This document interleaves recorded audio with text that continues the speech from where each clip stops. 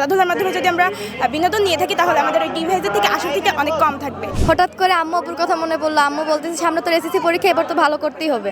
আমি যে চাষিরহাট নুরুল হক উচ্চ বিদ্যালয়ে পড়ি, সেই স্কুলের শিক্ষকরা আমাদেরকে অনুপ্রেরণা দিয়েছেন। আমি আশা করি নাই যে আমি 10-এর মধ্যে থাকতে পারবো।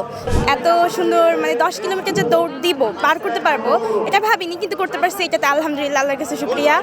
তো দৌড়াতে অনেক কষ্ট হয় সবারই, সাধারণত আমার অনেক কষ্ট হয়েছে, তারপরেও চেষ্টা করছি, দৌড়াইছি, পার করছি। আয়োজনটা মাশাআল্লাহ অনেক সুন্দর হয়েছে। এখানে আমাদের জন্য তারা শৃঙ্খলার ব্যবস্থা করছে, আমাদের নিরাপত্তার ব্যবস্থা অনেক ভালো মাশাআল্লাহ। রাস্তায় তো আমাদের জন্য বিভিন্ন জায়গায় ভলেন্টিয়াররা ছিল, আমাদের পথ নির্দেশ করে দিয়েছে, দেখাই দিয়েছে কোন রাস্তা দিয়ে যাব। তারপরে আমাদের একটু পরপরই খাবার জন্য নাস্তা ছিল। তারপরে বিভিন্ন ভলেন্টিয়ার ছিলেন, সাইকেল নিয়েছিলেন, মোটরসাইকেল নিয়েছিলেন, তারা আর কি আমাদের খেয়াল রাখছেন যে আমরা অসুস্থ হয়ে পড়তেছি নাকি কেউ। তারপরে অনেকে ছিলেন ক্যামেরাম্যান, আমাদের ছবি তুলতেছিলেন, ভালো ছিল মোটামুটি। আসলে অনুপ্রেরণা বলতে এখন ডিভাইস আসক্তি যদি আমরা থাকি তাহলে আমাদের মস্তিষ্কটাও ড্যামেজ হয়ে যাবে, তাছাড়া আমরা পড়ালেখার দিকে ফোকাস করতে পারবো না। তো আমাদের যদি পড়ালেখার দিকে ফোকাস করতে হয় আমাদের মস্তিষ্কটাকে ফ্রি রাখতে হবে। তো সেই জন্য আমাদের অবশ্যই নানা রকমের খেলাধুলার মাধ্যমে বিনোদন দিতে হবে। আমরা তো ডিভাইসটা ব্যবহার করি সাধারণত বিনোদনের জন্য। তো আমরা যে এই খেলাধুলার মাধ্যমে যদি আমরা বিনোদন নিয়ে থাকি তাহলে আমাদের ওই ডিভাইসের থেকে আসক্তিটা অনেক কম থাকবে।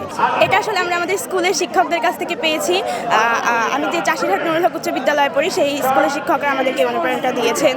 তো সব শিক্ষকরা আমাদেরকে বলেন যে তোমরা ডিভাইস আসক্ত হবে না, সেই ডিভাইস আসক্তি থেকে মুক্তির জন্য তোমরা খেলাধুলা করবা। তো আমাদের স্কুলে প্রত্যেক দিনই বিকালে খেলাধুলার আয়োজন থাকে, সকালবেলা খেলাধুলার আয়োজন থাকে, তো সেখান থেকে আমরা খেলাধুলা করি। আমার অনেক ভালো লাগছে। আসলে আমি আশা করি নাই যে আমি 10-এর মধ্যে থাকতে পারবো।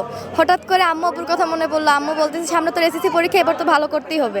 তারপরে দৌড়ের রিদম বাড়াইছি, বাড়ানোর পরে 6 নম্বরে অতিক্রম করছি। না, গতবার আসছিলাম, গতবার 11 নম্বর হয়েছিলাম। আয়োজনটা অনেক ভালো ছিল।